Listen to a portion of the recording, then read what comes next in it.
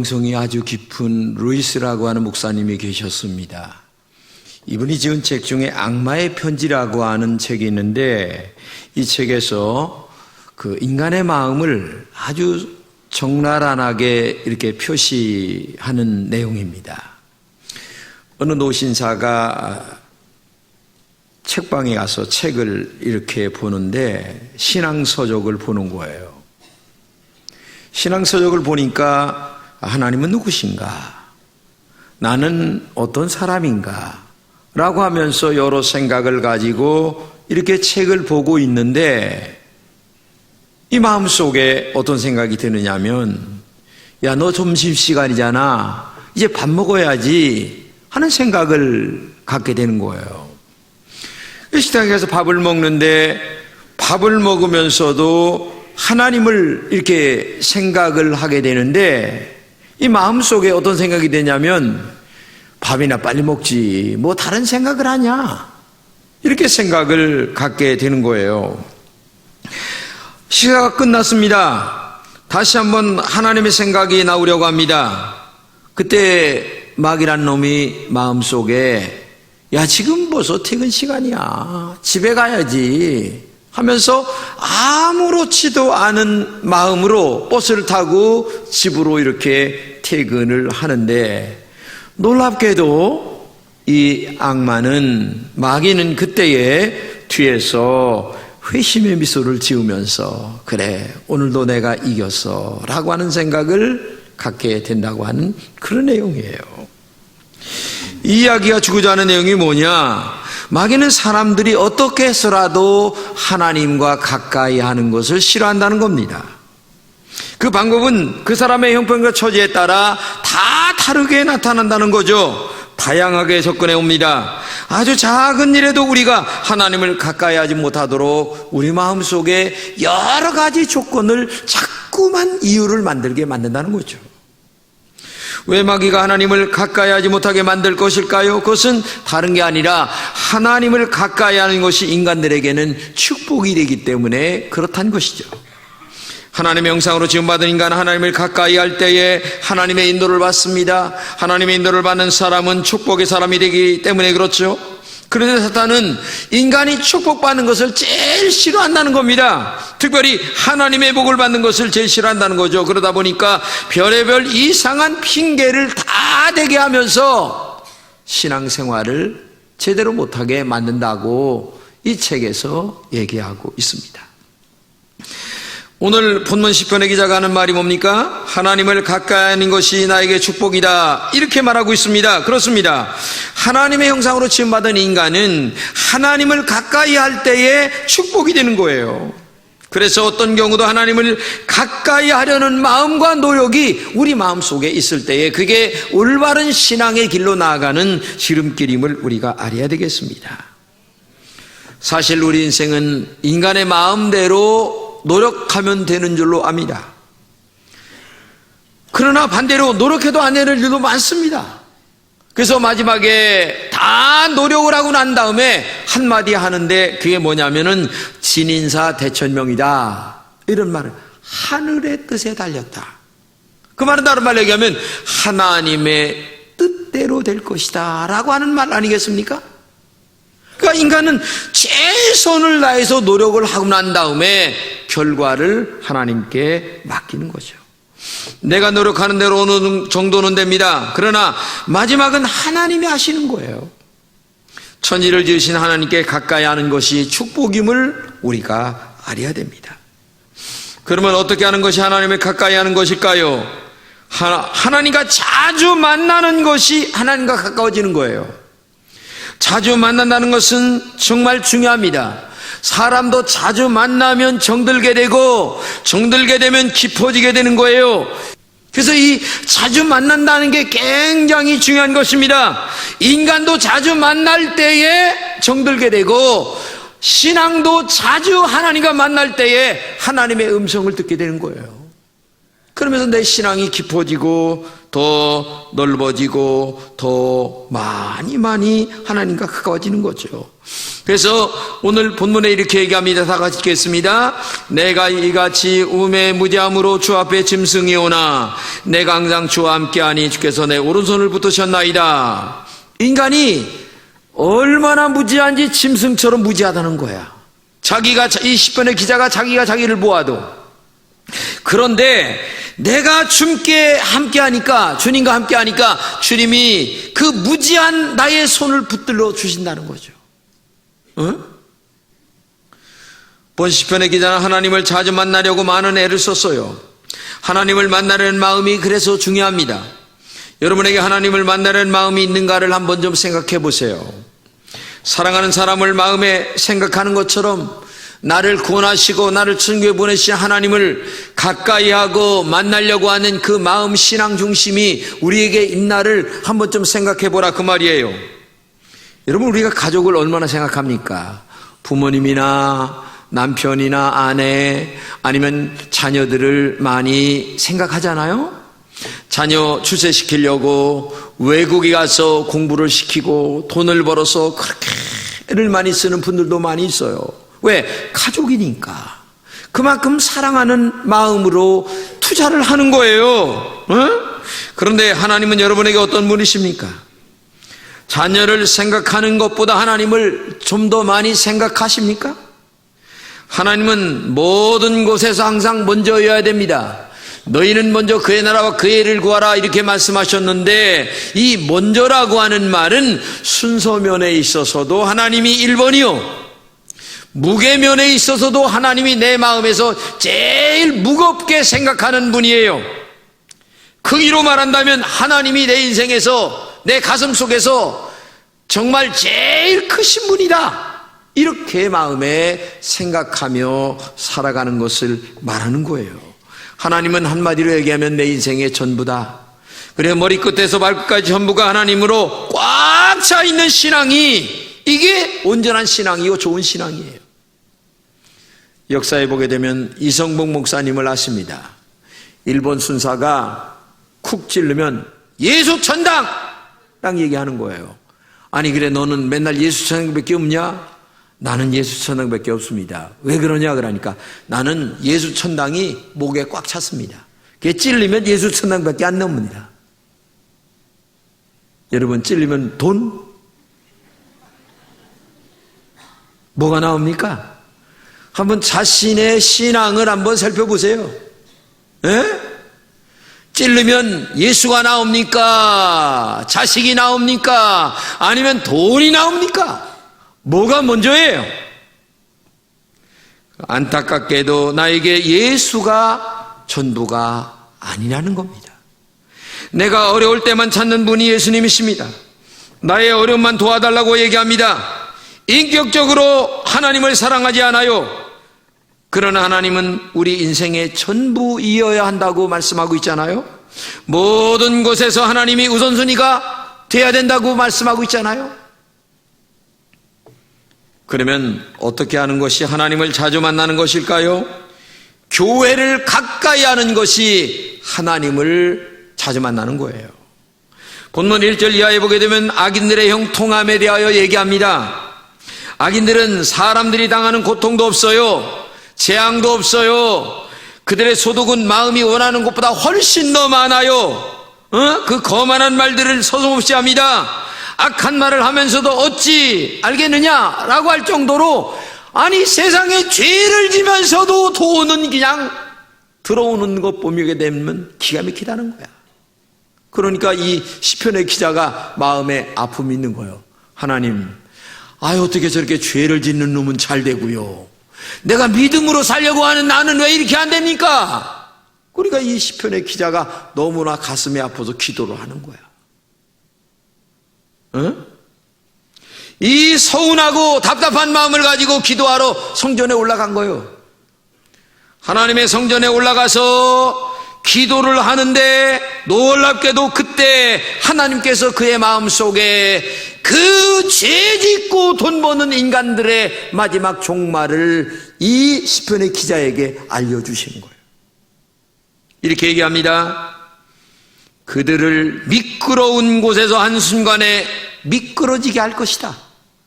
갑자기 황폐가 되어 너무 놀랄 정도가 될 것이다. 꿈을 깬 후에 꿈을 무시하는 것처럼 악한 그들을 무시해버린다고 하나님이 말씀을 하니까 이 시편의 기자가 위로를 받는 거예요. 아니, 죄를 그렇게 져도 잘 되고, 뒤로 넘어져도 뒤통수도 안 깨지고 앞통수도 안 깨지고, 그러니 도대체 이해가 안 갑니다. 그래서 성전에 올라가 기도를 하는데 하나님이 이런 말씀을 주시니까 이 시편의 기자가 위로가 되는 거예요. 이러한 것들을 언제 깨닫게 되었습니까? 하나님의 성소에 들어갈 때에 알게 되었단 말입니다. 하나님의 성소는 오늘의 교회를 말합니다. 우리가 교회에 올라가면 하나님께 예배드립니다. 말씀 듣습니다. 하나님을 묵상합니다. 나의 신앙을 돌아보게 됩니다. 나와 하나님과의 관계가 어떻게 된 나를 깊이 생각하게 되죠? 성소 안에서 나의 영이 살아나는 겁니다. 교회 나와 말씀을 듣고 예배하고 기도할 때에 기어이 그때 내 영이 살아나고 하나님의 음성을 듣게 되고 신앙의 본질을 그때 찾게 된다는 거예요. 성소에 올라갈 때에, 말씀을 듣고 예배 드릴 때에, 기도할 때에 하나님의 은혜를 그때 받게 된다는 거죠. 그래서 그때서야 비로소 이게 이런 거구나 라고 하는 것을 깨닫게 된다는 거예요. 그래서 성도는 하나님의 교회를 가까이 해야 합니다. 그래야 내 영이 죽지 않습니다. 내 영이 살아납니다. 신앙의 눈으로 모든 것들을 바라볼 수 있는 영적인 눈이 그때 열리기 때문에 그렇게 되는 거예요. 옛날부터 내려오는 말씀이 있어요. 신앙생활 잘 하려면 3가지 성자가 들은 거와 늘 가까이 해야 된다. 그게 뭐냐면은 성경 말씀, 또 하나는 성전, 그리고 또 하나는 주님의 거룩한 구별받은 주의 종과 함께 같이 할 때에 너의 영혼이 산다. 그렇게 말하고 있는 거예요. 그렇죠. 교회를 가까이 하는 사람의 영혼이 죽지 않습니다. 하나님의 말씀을 늘 묵상하며 그 음성대로 살려고 하는 사람은 영혼이 죽지 않습니다. 거룩한 주님의 종과 늘 함께 영적인 것들을 나누며 살아가는 사람들에게 어떻게 영혼이 죽을 수가 있겠습니까? 교회를 가까이 하는 것이 하나님을 가까이 하는 거예요. 성경을 다 같이 읽겠습니다. 열방 중에서 피난한 자들아, 너희는 모여오라, 함께 가까이 나오라. 교회는 성도들이 함께 모이는 곳이죠. 그러므로 성전을 가까이 할 때에 하나님과 가까이 하는 것이 되기 때문에 그의 영과 육이 살게 된다는 얘기예요. 또 이런 말씀도 있습니다. 같이 읽겠습니다. 모이기를 피하는 어떤 사람들의 습관과 같이 하지 말고 오직 권하여 그날이 가까울수록 더욱 그리하자. 뭡니까? 성전에 모여 예배드리는 일에 힘쓰란 얘기입니다. 기도하는 일에 힘쓰란 얘기입니다. 그때 내 영이 살아납니다. 그때에 하나님의 축복이 임하게 되는 거예요. 하나님을 가까이 하는 일이 성전에 와서 기도하고 말씀 듣고 하나님의 거룩한 백성들과 친교할 때에 영이 살아나는 일이 되기 때문에 그게 축복이 된다고 말씀하고 있는 거예요. 그래서 교회는 모여야 되는 거예요.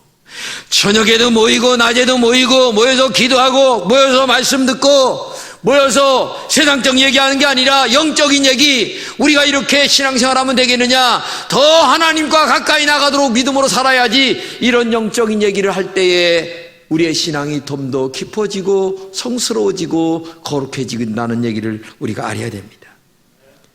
여러분, 제가 유럽 여행을 해봤지만은 유럽의 교회는 모이기를 이미 폐했습니다.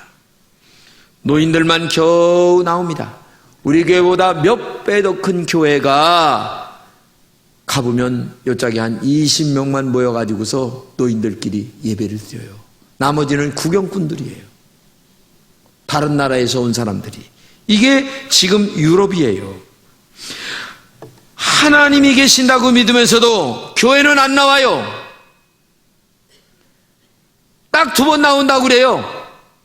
결혼할 때 하고 죽을 때 하고. 왜? 결혼할 때 목사가 줄여야 되니까. 죽을 때 목사가 장례 지내야 되니까. 이게 유럽 교회예요, 지금 현재.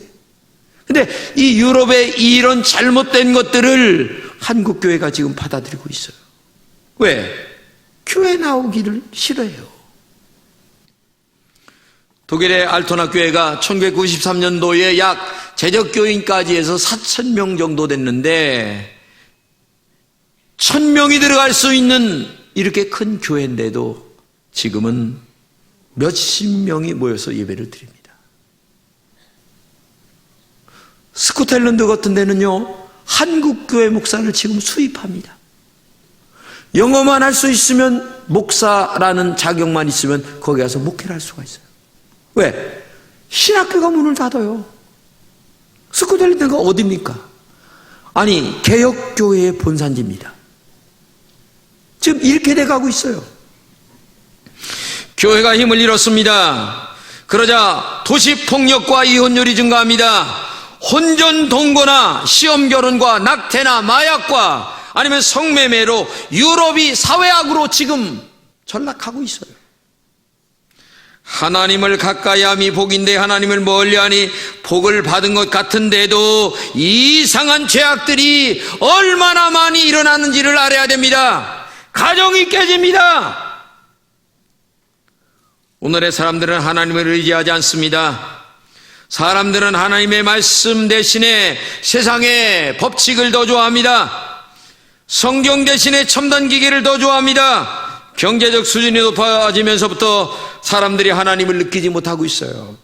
이것은 망하는 지름길입니다. 잘 될수록 하나님의 은혜를 감사하며 성전에 모이기를 힘쓰는 이런 신앙이 돼야 돼요.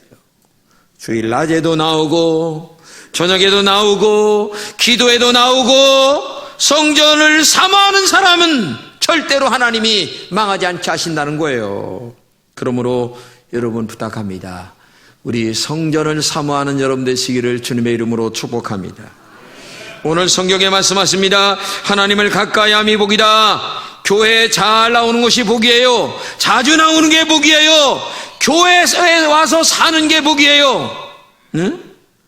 교회 나오지 않고 세상으로 가는 사람들 보세요. 세상의 일이 얼마나 더 소중하냐 이렇게 얘기합니다. 세상 일이 복되고 그 다음에 세상 일이 있어야 내가 산다 이런 마음에 허상을 잡고 살기 때문에 하나님의 교회에 안 나오는 거예요. 여러분, 하나님은 살아계세요. 눈여겨보십니다. 하나님은 세상보다 더 사랑하는가 안 하는가 이거를 세밀하게 보세요. 성경을 말씀하셔서 다 같이 읽겠습니다. 나를 소중히 여기는 자를 내가 소중히 여기고 나를 멸시하는 자를 내가 경멸히 여기하리라. 이 말을 한 이유가 있어요. 엘리라고 하는 제사장이 있었는데 이 제사장의 아들 이들이 이게 못된 짓이라는 거예요. 하나님께 드릴 예물을 저들이 먼저 갖다 먹습니다. 성전에서 여인들과 동침합니다. 이렇게 잘못하게 되면 이 제사장 엘리가 난리를 쳐야 되는데 이렇게 얘기합니다. 널 그러면 되겠니? 그러면 안 되잖아. 이렇게 얘기를 하고 끝났어요. 근데 하나님이 그 말하는 모습을 하나님이 아신 거야. 분을 내든지 아니면 벼락을 내든지 해야 되는데도 불구하고 말로 너들 그러면 안 되잖아. 그러지 말어. 알았지? 이렇게 혼을 낸 거예요. 그러니까 하나님이 너무 마음이 아팠어요. 그 다음에 성경을 같이 읽겠습니다. 시작. 그런데 너희는 어찌하여 나의 처소에서 나에게 바치라고 명한 나의 제물과 예물을 멸시하느냐? 어찌하여 너는 나보다 내 자식들을 더 소중히 여기어 나의 백성 이스라엘이 나에게 바친 모든 제물 가운데서 가장 좋은 것들만 골라다가 스스로 살찌도록 하느냐? 그러므로 나 주 이스라엘의 하나님은 말한다. 지난날 나는 너의 집과 너의 조상의 집이 제사장 가문을 이루어 언제까지나 나를 섬길 것이라고 분명하게 약속했지만 이제는 더 이상 그렇게 하지 않겠다. 이제는 내가 나를 존중히 하는 사람들만 존중히 하고 나를 경멸히 하는 사람은 수치를 당하게 할 것이다. 나 주의 만군의 여호와의 말이다. 참 두려운 말입니다. 하나님이 엘리 제사장이 그의 아들들을 책망하는 그 마음의 중심을 알았어요. 정말 하나님 앞에 이건 아니다라고 해서 자식들에게 책망을 하는 게 아니고 그냥 지나가는 말로 그러면 안 돼요. 늘 앞으로 그러지 마라, 알았지? 이거를 하나님이 아셨다는 거예요. 무서운 얘기입니다. 하나님은 우리의 머리털까지 세세요. 우리의 감정까지 알고 계세요. 어떤 중심으로 지금 네가 신앙생활 하는가를 알고 있어요. 그렇기 때문에 우리가 정신 바짝 차려야 됩니다.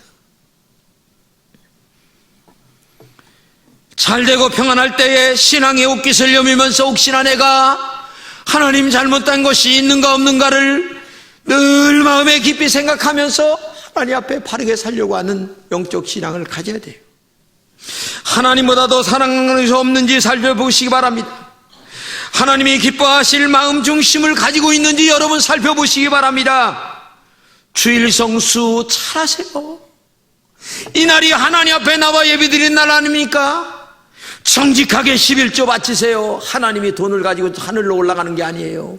마음을 보시는 거예요. 마음을. 네? 세상 모임에 나가는 것보다 교회에 주석하는 것을 더 소중히 여기는 마음을 가져야 돼요. 이런 신앙을 하나님이 우리에게 원하고 있다는 사실을 알아야 돼요. 우리가 몸무게를 잴 때에 저울에 올라갑니다. 그러면 저울 바늘이 샹 올라가죠. 근데 하나님의 저울은 너무 천천히 돌아가. 그래서 잘 몰라. 그래도 하나님은 지금 나의 신앙의 무게를 달아보셔. 너 지금 마음 중심이 올바르냐? 믿음으로 살려고 애쓰냐? 아니면 엘리 제사장 마냥 그러면 안 돼요. 그런 신앙이냐? 하나님의 저울은 지금 우리를 달아보세요. 너무 천천히 돌아가서 몰라. 하나님이 우리에게 그물을 치고 계십니다. 그물이 너무나 커서 내 옆에 없는 줄로 알고 있어요. 그러나 그 그물은 어느 순간에 조여오고 있다고 하는 사실을 알아야 돼요. 그렇기 때문에 우리가 신앙생활 바르게 해야 돼요. 존 로빈슨이라고 하는 신학자가 신에게 솔직히라고 하는 책을 썼는데 이 책에서 로빈슨이 이렇게 얘기합니다. 하나님을 정직하게 이해하고 우리 모두 하나님께 솔직해보자. 멋있는 얘기입니다. 정말 하나님이 내 안에 계시는지 생각해보고 온전하고 올바른 신앙으로 하나님의 은총을 기다리는 신앙, 바르게 믿고 신앙으로 바르게 살려고 하는 몸부림이 나에게 정말 있는가? 우리가 그런 내면의 세계를 한 번쯤 간직해 봐야 되지 않겠느냐. 여러분, 정말 우리가 신앙생활 바르게 해야 될 때입니다. 눈만 뜨면 모든 것들이 세상에 죄 짓는 겁니다. 카톡에 오는 거 보세요. 죄 짓는 것뿐이에요. 이런 세상에서 하나님은 전능하시고 살아계시기 때문에 너의 생각까지 달아보고 있고 너의 모든 것을 지금 알고 있다. 그렇기 때문에 너희들은 믿음과 신앙으로 살아야 되지 않겠느냐. 좀 더 높이 날아가라. 좀 더 높이 하나님의 영광을 위하여 깊은 믿음으로 들어가라고 말씀하고 있잖아. 응? 나는 하나님의 살아계심을 확실하게 믿습니다. 나는 하나님의 전능하심을 확실하게 믿습니다. 우리의 생사화복을 주장하시는 하나님이심을 믿습니다. 그 하나님을 진심으로 사랑해 보십시오. 그 하나님을 정말 가까이 해 보십시오. 그래서 낮에도 나오고 저녁에도 나오고 나와서 기도하며 믿음으로 살아가 보십시오.